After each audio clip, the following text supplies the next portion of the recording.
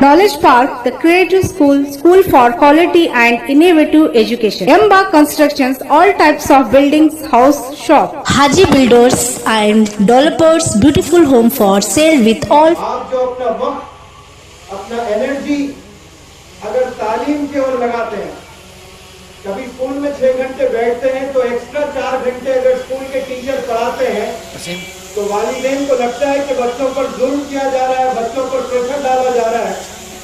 लेकिन आप देखें जवान बच्चे कितने क्रिकेट मैचेस टीवी के सामने बैठकर देखे हैं। मैंने तो न जाने कितने हंड्रेड ऑफ मैचेस सुबह 10 से शाम के 5 बजे तक। आदमी कोई बड़ी चीज हुई नहीं, लेकिन अगर आप किताबों के साथ आकर 10-10, 12-12 घंटे बैठेंगे इंशाअल्लाह तो हिंदुस्तान के आप दूसरे डॉक्टर APJ कलाम होंगे इंशाअल्लाह। आप दूसरे मौलाना अबुल कलाम आजाद बनेंगे। लेकिन उसके लिए हाथों में किताबों का होना बहुत जरूरी है। हाथों में अगर किताबें नहीं थामते हो तो फिर कल आपके हाथों में बेगिंग बॉल आ जाएगा, भीख मांगना पड़ेगा फिर आपको। भीख मांगने के लिए सिर्फ बेगिंग बॉल नहीं, आप डिजिटल वर्ल्ड है, फोन से रिक्वेस्ट करते हैं, परेशान हो गए 100 रुपए दीजिए, 1000 रुपए दीजिए, ये डिजिटल बेगिंग कहते हैं इसको। पहले जो बेगर्स होते थे वो हाथ में कटोरा लेकर जाते थे घर घर पैसे मांगने के लिए। आज आप किसी से मैसेज भी कर रहे हो 40 साल में, 35 साल में कि भाई मुझे 2000 चाहिए, मैं 1 महीने के बाद दूंगा, वो डिजिटल बेगिंग है। क्यों? जवानी आपने सही नहीं गुजारी है, जवानी आपने किताबों में नहीं गुजारी है, तो फिर कल आपको दर दर भटकते रहना पड़ेगा। लोगों से आपको मदद लेने की जरूरत पड़ती है। इसीलिए प्यारे बच्चों, ये जो उम्र से आप लोग गुजर रहे हो, ये आपके जिंदगी का बेहतरीन फेज होता है। इस उम्र में जो इंसान सही वक्त गुजारता है वो कामयाब होता है। मैं 3 इंग्लिश के वर्ड्स आप सब लोग के सामने रखना चाहता हूं। आप लोग गौर से इन 3 बातों को सुने। पहला जो वर्ड है साइंस, जो सब जानते हैं। दूसरा जो वर्ड है टीम। तीसरा जो वर्ड है फोकस। मैंने 3 इंग्लिश के वर्ड्स बोले हैं, आपने सुना है 3 वर्ड्स? आवाज में बोले एक दफा। पहले मैंने क्या कहा? टाइम, बहुत अच्छे। दूसरा टीम, तीसरा फोकस। ये 3 में सबसे ज्यादा इंपॉर्टेंट कौन सा वर्ड है? टाइम, टीम या फिर फोकस? ये तीनों से भी इंपॉर्टेंट वर्ड है थिंकिंग, थिंक। क्योंकि सिर्फ इंसान को अल्लाह ने ये सोचने की सलाहियत दी है। टाइम जानवरों के पास भी है, टीम जानवरों के पास भी है। देखिए, बहुत से जानवर एक टीम इकट्ठा होकर साथ चलते हैं। एक शेर जब अटैक करता है और 200 भैंस होती है, 200 गधे होते हैं, एक शेर आकर आसानी से अपना निवाला खा लेता है। अगर चाहे वो 200 गधे मिलकर शेर से लड़ाई कर सकते हैं। 200 भैंस नहीं, सिर्फ 5 भैंस मिलकर एक गाय को चित कर, एक शेर को चित कर सकते हैं। लेकिन उन्हें सोचने की सलाहियत नहीं है, नहीं सोचते हैं। उनके पास में टाइम भी है, उनके पास में टीम भी है, लेकिन थिंकिंग करने की एबिलिटी नहीं है। सिर्फ इंसानों को अल्लाह ने बख्शा है सोचने की सलाहियत। ये सोचने की वजह से ही अल्लाह ने इंसानों को एक इनाम दिया है जिसका नाम है अशरफ। अल्लाह ने न जाने कितनी चीजें बनाई हैं। आप एक दफा बाहर निकलकर ऊपर देखें, कितना बड़ा आसमान, कितनी बड़ी जमीन, कितने जानवर, ऐसे जानवर जिनसे हम मुकाबला ही नहीं कर सकते। हम घोड़े से तेज नहीं दौड़ सकते, हम मच्छी से तेज तैर नहीं सकते। अब उड़ना तो सवाल ही नहीं है, हम कहां उड़ सकते हैं। लेकिन एक इंसान ने जब अपनी आंखों से देखा चील को उड़ते हुए आसमानों में, तो उसने सिर्फ देखा और भूला, ऐसा नहीं हुआ। कई लोगों ने देखा और उसको भूल बैठे। जैसे मैं और आप बहुत सी चीजें देखते हैं दुनिया में और देखकर भुला बैठते हैं, लेकिन किसी एक बंदे ने गौर किया, सोचा कि भाई ये अल्लाह ने हमें अशरफ बनाया, ये तो एक मामूली सी परिंदा है, ये कैसा उड़ रहा है। उसने सोच लगाई और खूब मेहनत की तो जहाज बनाया, जहाज इन्वेंशन हुआ है माशाअल्लाह। ये इंसान को अल्लाह ने तोहफा दिया है, सोचने की सलाहियत अल्लाह ने दी है। तो इंसान उड़ नहीं सकता, लेकिन एक मशीन जरूर बनाया जिसमें बैठकर लोग पहले हज करने जाया करते थे। तो आप गौर करते होंगे, बड़े लोग जो यहाँ हैं वो बेहतर जानते हैं, रो रो कर जाया करते थे हज पर। खानदान में सबसे मिलकर जाया करते थे, मोहल्ले वालों में हिंदू मुस्लिम सबके घर जाकर माफी तलब करके फिर हज को जाते थे। क्यों? वो क्यों रोया करते थे? वापस आने की कोई गारंटी नहीं होती थी। पैदल जाना होता था, कश्ती पर जाना होता था, एक एक महीना सफर करना होता था। अब 4 घंटे में जद्दा एयरपोर्ट पे पहुंचेंगे आप। किसी एक बंदे ने सोच लगाई, जहाज बनाया, तो 4 घंटे में आप दूसरे कंट्री को जा रहे हो। ये सोचने की एक जबरदस्त एक एडवांटेज है। देखें आप, हम ऐसा कभी नहीं सोचते, इस नजरिए से नहीं देखते। एक इंसान ने चील को उड़ते हुए देखा तो जहाज बना दिया। किसी इंसान ने मच्छी को तैरते हुए देखा तो कई सारे लोगों का शौक पैदा हुआ कि हमें भी इस किनारे से उस किनारे तक तैरते हुए जाना। लेकिन इंसानों में उतनी ताकत नहीं है। लेकिन इंसान हार नहीं माना, इंसान ने कश्ती बनाया। मच्छी शायद थक जाती है, लेकिन कश्ती कभी नहीं थकती, वो साहिल तक जरूर जाती है, किनारे तक जरूर जाती है। ये इंसानों ने इजाद किया है माशाअल्लाह। क्या क्या चीजों ने इंसान बनाया।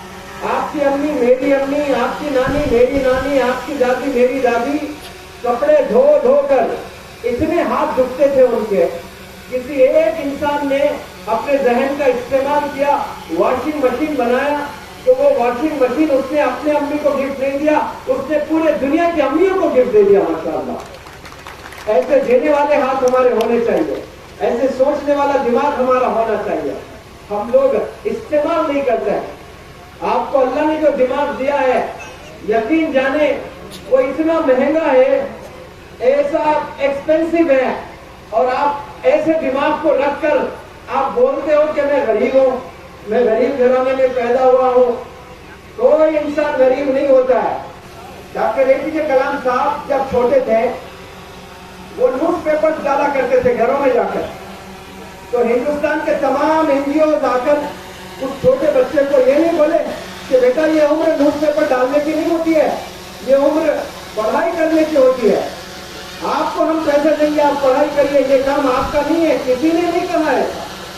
चैलेंजेस थे आपके जिंदगी में, लेकिन आपने पेपर डालकर जो पैसे आए, वो पैसे से आपने बैग खरीदा, किताबें खरीदी। अपने हाथ में डॉक्टर एपीजे कलाम साहब ने बैग को पकड़ा तो वो वक्त के साइंटिस्ट बनकर पूरे दुनिया के दिलों पर राज किया है। हर मजहब का इंसान आपको सलूट किया है। क्यों? वो इकरा पढ़, जो पहला मैसेज अल्लाह सुब्हानहू व तआला का इस रूह जमीन पर आया है, उसको आपने फॉलो किया, इल्म हासिल किया।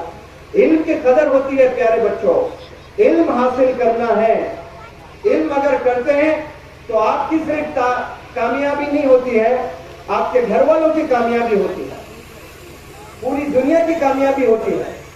आज नौजवान बच्चे अपने हाथों में मोबाइल लिए नजर आते हैं। मोबाइल में कामयाबी नहीं है, आप वक्त को जाया कर रहे हो। वक्त भी बहुत बड़ा सरमाया है, और इस जवानी में जो 10 साल से 25 साल का वक्त होता है, उस वक्त में आप क्या करते हो, ये डिपेंड करता है कि आप अपने नेक्स्ट 50 इयर्स कैसे जीने वाले हैं। पहले मैं कहता था,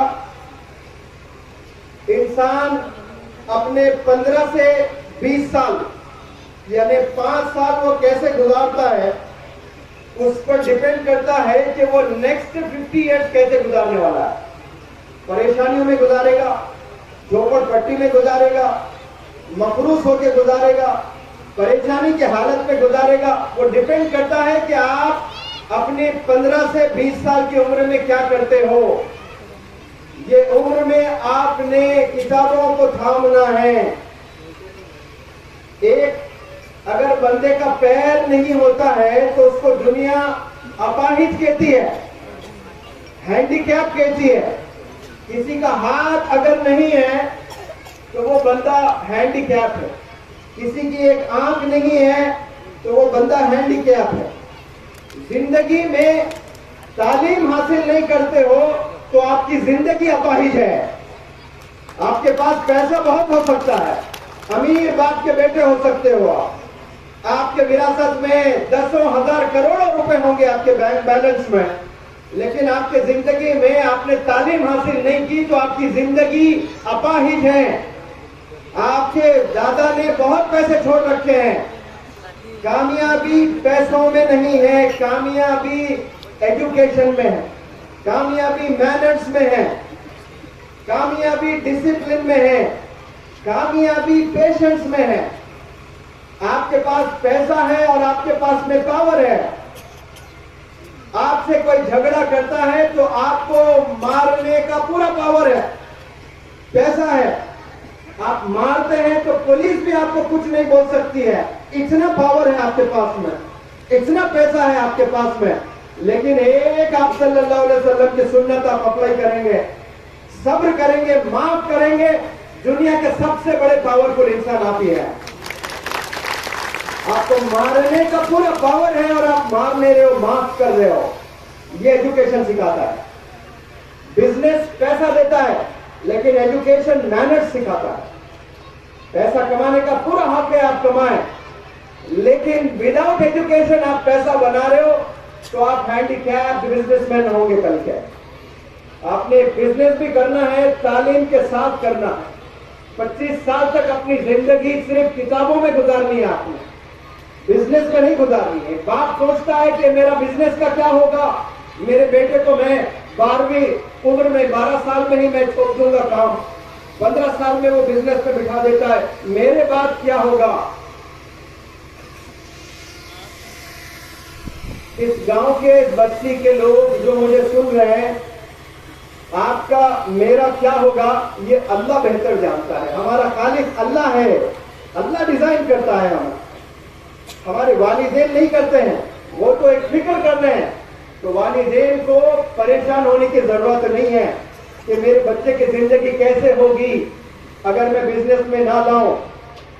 आप लोग 2 वक्त का खाना खाएं, 1 वक्त का खाना खाएं, लेकिन 25 साल तक आपका बच्चा स्कूल कॉलेजेस में ही जिंदगी गुजारना है, स्किल्स सीखते हुए ही जिंदगी गुजारना है। वरना आने वाले जनरेशन पर इसका बड़ा खतरनाक इंपैक्ट और असर होने वाला है।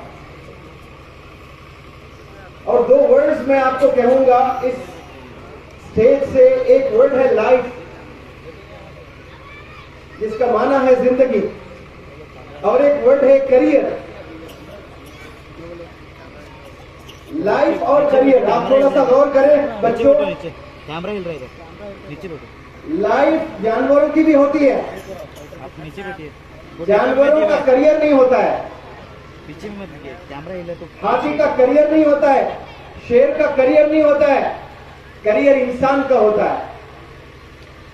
हम लोग सिर्फ जिंदगी जी रहे हैं, करियर नहीं बना रहे हम लोग। करियर किसे कहते हैं? करियर यानी सर्टिफिकेट्स हासिल करना, स्किल्स का सीखना, कैरेक्टर डेवलप करना, मेडल्स हासिल करना, तरक्की करना, प्रमोट होना, अचीवर बनना, ये करियर के ऑब्जेक्टिव्स हैं। और ये करियर सिर्फ इंसान बनाता है, लेकिन अफसोस से कहता हूं मैं कि 90% लोग उन्हें मालूम ही नहीं कि करियर होता क्या है। स्कूल जाते हैं बहुत से बच्चे 10 साल हाथ में बैग लेकर, उनसे जाकर पूछे, करोड़ों बच्चे आज हमारे देश में सुबह 8 बजे उठकर स्कूल जाते हैं। उन्हें पूछे स्कूल क्यों जा रहे हैं, पता ही नहीं। कॉलेज जा रहे हैं, पता ही नहीं कि कॉलेज क्यों जा रहे हैं। सिर्फ सर्टिफिकेट हासिल करके खुश हो जाते हैं। सर्टिफिकेट में कामयाबी नहीं है, सर्टिफिकेट के साथ में आप नॉलेज हासिल करना है, इन डेप्थ नॉलेज हासिल करना है। आपने तय तक जाना है नॉलेज के, तो फिर आप कल के साइंटिस्ट बनेंगे, फिर कल आप अचीवर बनेंगे इंशाअल्लाह। और मैंने फोकस भी एक इंग्लिश में वर्ड आपके सामने रखा था। मैं प्यारे बच्चों को और बच्चियों को जो भी मुझे सुन रहे हैं, आज 10 साल 12 साल हम स्कूल में गुजारते हैं, 3 साल फिर कॉलेज में गुजारते हैं, फिर 2 साल यूनिवर्सिटी में गुजारते हैं, 20 साल क्लासरूम्स में बैठने के बाद भी जो कामयाबी हमें मैसर नहीं हो रही है ना, वो किस लिए नहीं हो रही है? 8-8 घंटे हम बैठ रहे हैं क्लासरूम में, फिर भी हम कामयाब नहीं हो रहे हैं। वो इसलिए नहीं हो रहे हैं कि हम लोग फोकस नहीं करते हैं। मैंने पहले ही बताया, 7 मिनट से ज्यादा इंसान एक लाइन पर फोकस नहीं कर सकता, क्योंकि उसका धुन मोबाइल्स में है, कंप्यूटर गेम्स में है, उसका धुन होटलों में है, उसका धुन क्रिकेट में है। तो जब आप स्कूल में बैठते हो, क्लास में बैठते हो, तो 8 घंटे पिच पर खड़े होना होता है सेंचुरी लगाने के लिए, 8 घंटे नजर रखना होता है बॉलर्स पर, तब जाकर बैट्समैन एक सेंचुरी लगाता है। दुनिया में कई क्रिकेटर्स आते हैं, सेंचुरी नहीं लगा सकते, लेकिन जो सेंचुरी आफ्टर सेंचुरी मारते हैं, उनमें खुसूसियत क्या होती है? वो लोग फोकस्ड होते हैं। उनकी गर्लफ्रेंड भी बैठी है, पता है उन्हें, उनकी नजर वहां नहीं जाती है। आज सारे नौजवान बच्चे गर्लफ्रेंड्स के दीवाने हो चुके हैं, लड़कियों के दीवाने हो चुके हैं, कंप्यूटर गेम्स के दीवाने हो चुके हैं। क्लास में बैठते हैं लेकिन सोच कहीं और जा रही है उनकी। आप देखें कितना फोकस करता है एक बंदा क्रिकेटर, तब जाकर वो क्रिकेटर बनता है, तब जाकर वो स्टार बनता है, और पागलों की तरह लोग उसको देखते हैं। आसान नहीं होता है स्टार बनना। वो लोग स्टार बने हैं तो फोकस होकर बने हैं। आप लोग को मैं चाहता हूं कि जब आप क्लासरूम में बैठते हो तो ऐसे ही फोकस होकर बैठना। एम्पायर बिल्कुल ऐसे खड़े होकर के ऑब्जर्व कर रहा है, कितना फोकस करता है। उतना फोकस अगर स्टूडेंट्स स्कूल में करते हैं, कसम खुदा की, आप लोग सारे जितने बच्चे यहां हैं, आप लोग सिर्फ इस गांव के नहीं, इस देश के नहीं, ग्लोबल लीडर्स बनेंगे इंशाअल्लाह। ये पावर होता है फोकस में। आप डॉक्टर भी बन जाएं, साइंटिस्ट भी बन जाएं, बिजनेसमैन भी बन जाएं, लेकिन आपके वालिदैन अगर आपसे खुश नहीं है, तो फिर आसमानों में अल्लाह सुब्हानहू व तआला जो आपको देख रहा है, वो भी खुश नहीं है। वो कहता है कि वालिदैन नाराज तो फिर मैं भी नाराज, वालिदैन खुश तो मैं भी खुश। आज कई बंदों ने तरक्की तो कर लिया, लेकिन उनके वालिदैन तड़पते हैं उन बच्चों को देखने के लिए। टॉप बिजनेस एंटरप्रेन्योर्स बन गए, ऑस्ट्रेलिया चले गए, इंग्लैंड चले गए, अमेरिका चले गए, मिलियंस ऑफ डॉलर्स बना रहे हैं, और भारत देश में बूढ़ी माँ इंतजार कर रही होती है, और आप अपने बीवी बच्चों के साथ कोई और देश में चले गए। उस माँ को लाकर ताजमहल सामने रख दे, कसम खुदा की ताजमहल फीका लगेगा उस माँ को, क्योंकि उस माँ का ताजमहल उसका बच्चा होता है। आज कितने सारे बच्चे अपनी माँ को छोड़ दिए हैं शादी करके। शादी तो पहले मिसाल लेकर बताया जाता था, लेकिन आज स्कूल के बच्चे वालिदैन पर हावी हो रहे हैं।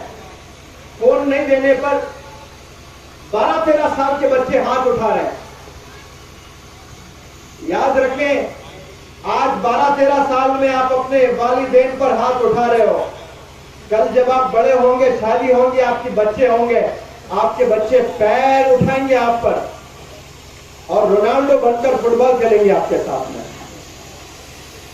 आप तकलीफ आज दे रहे हो, कल आप खून के आंसू रोना पड़ेगा आपको। अल्लाह हिफाजत फरमाए इससे। वालिदैन के बिना दुआए लिए आप कामयाब कभी नहीं हो सकते, इस बात को याद रख लें।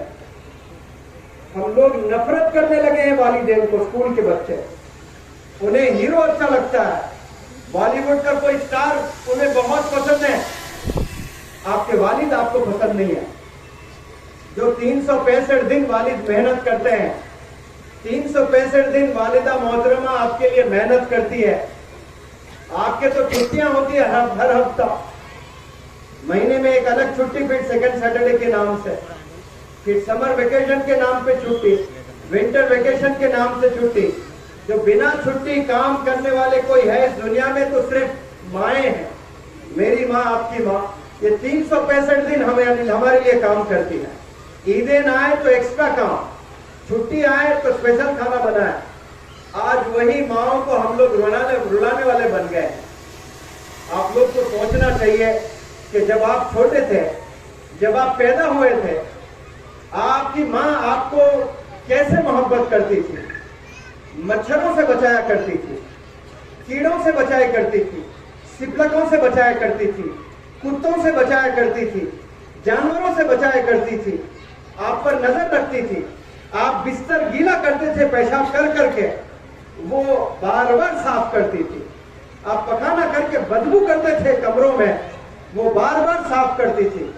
और जब वालिद बीमार होते हैं तो आपके पास हाथ पैर दबाने का वक्त नहीं है। आज आपकी कितनी खिदमत की है आपकी माँ ने, आपके अब्बू ने, अफसोस आज हमारे पास वक्त नहीं है उनके पास में। वालिदैन बीमार पलंग पर पड़े हुए होते हैं और आपके वालिद साहब आवाज देते हैं और आप पबजी में बिजी है। प्यारे बच्चों, पबजी में इतना मशगूल मत होना, अबजी को रेस्पॉन्स करना शुरू करें आप लोग। पबजी कुछ नहीं है, अबजी है सब कुछ। आपके लिए घर से बाहर निकलते हैं तो वो आपके फिक्र में निकलते हैं। जब विराट कोहली का बैट लेकर विराट कोहली जाता है तो सब दुनिया वालों की नजर होती है, लेकिन जब आप एग्जाम का पैड लेकर जाते हो ना इम्तिहान लिखने, सिर्फ वालिदैन की नजर होती है। और वो वालिद चाहता है कि ये मेरा विराट है, ये मैच में 100 सेंचुरी मारे है। वो हर साल ये ख्वाब होता है कि मेरा बेटा एक सेंचुरी मार ले, मेरा बेटा क्लास में टॉप कर ले, मेरा बेटा साइंस में टॉप कर ले। 10 साल से मेहनत करता है वो, 10 साल से एक ही मेहनत कर रहा है, एक ही ख्वाब है कि मेरा विराट कोहली मैच में एक दफा 100 लाए तो मैं खुशी से झूम उठूंगा। लेकिन 10 साल क्या 20 साल लग जाते हैं, कभी जिंदगी में आपने 90 मार्क्स नहीं लाए मैच में। वालिदैन के ख्वाब को चकनाचूर करते हो और टीवी के सामने बैठ के विराट कोहली पर आप तालियां बजा रहे हो। आपका वालिद ताली बजाने के लिए तैयार है, एक दफा मौका देकर देखिए। कभी जिंदगी में आपने मौका नहीं दिया अपने वालिद को क्लैप करने का, वो खुशी से झूम उठेगा, लपेट लेगा, वो आंसुओं जारी हो जाएंगे, रोने लगेगा बाप आपका। लेकिन कभी हमने ऐसी खुशी नहीं दी है। आज आप लोग ठान लें कि हमें वालिदैन को उनकी हयात में खुश करना है। 90% वालिदैन ऐसे ही मर जाते हैं परेशान होकर। हमारे देश में 80 से 90% पेरेंट्स जब मर जाते हैं तो वालिदैन परेशानी की हालत में ही मरते हैं, क्योंकि उनके बच्चे सेटल्ड नहीं होते हैं। मैं आवाज लगाता हूं यहाँ के तमाम नौजवानों से कि आप लोग मेहनत करें खूब और किताबों को थाम लें। एक हाथ में किताब, एक हाथ में कुरान, फिर इंशाअल्लाह चांद की तरह चमकेंगे रुए जमीन पर। आप आसमान में कई तारे, लेकिन चांद एक होता है, चांद नुमाया होता है। अगर आप एक हाथ में मॉडर्न एजुकेशन की किताबें ले लोगे और एक हाथ में कुरान पकड़ लोगे तो फिर आप इस जमीन पर चांद की तरह चमकोगे इंशाअल्लाह। नफरत बुरी है, न पालो इसे।